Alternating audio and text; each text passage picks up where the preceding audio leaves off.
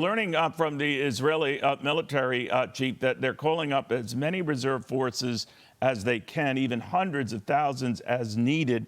The reaction to this with Edward Djerejian, former U.S. ambassador to Israel. Ambassador, obviously a lot of surprises today, including what could come next and that this could spread. What do you think? Well, Neil, this is a major strategic setback for Israel's policy of deterrence against Hamas in the Gaza Strip.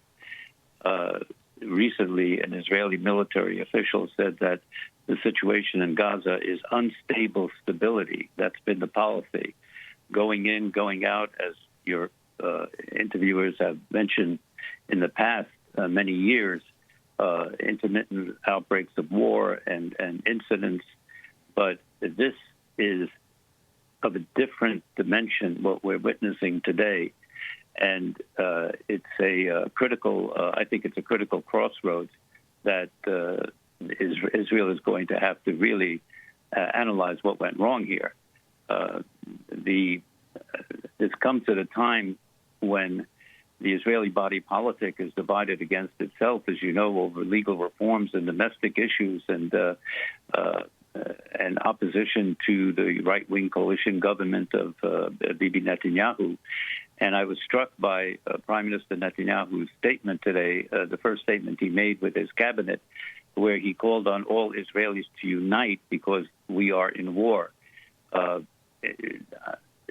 Israelis, of course, always unite when they are faced with an external threat. But I think the Prime Minister Netanyahu making the point that Israelis must unite shows you there's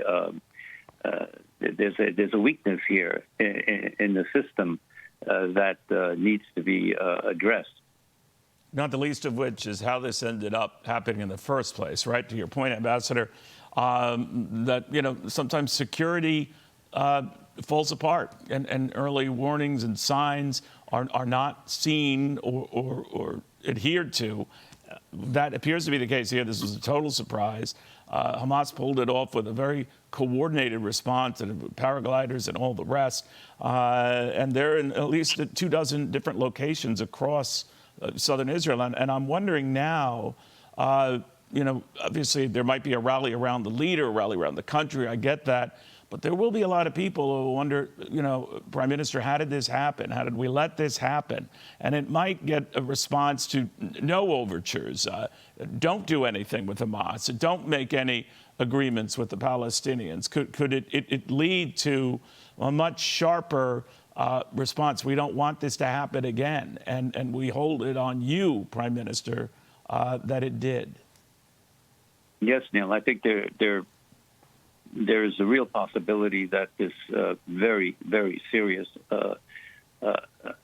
series of attacks by Hamas on Israel proper and Israeli citizens and the kidnapping of individuals and soldiers is going to have I would say, a polarizing effect in terms that this is war and the situation is grave. And that it's not going to be a time for diplomacy. It's going to be a time for retaliation and escalation, and that unfortunately a lot of people are going to lose their lives and be displaced.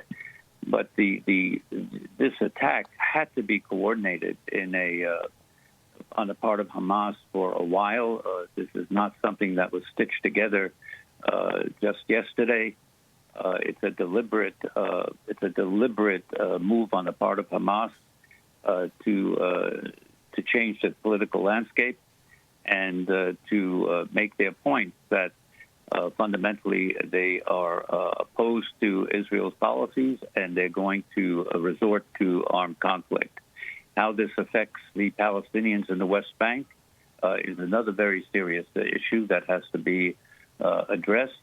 And how it affects, as your previous interviewer you discussed with him, the rest of the Arab world needs to be addressed.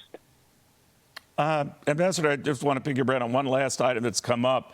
This sort of rapprochement, if you want to call it that, between Saudi Arabia and Israel, that seems to be frozen in place for the time being and maybe for quite a while. Does that worry you? Well, I think it is. There's a lot of talk about how far Israeli-Saudi talks have progressed. There's a lot of ambiguity and confusion of what's really taking place. We really don't know.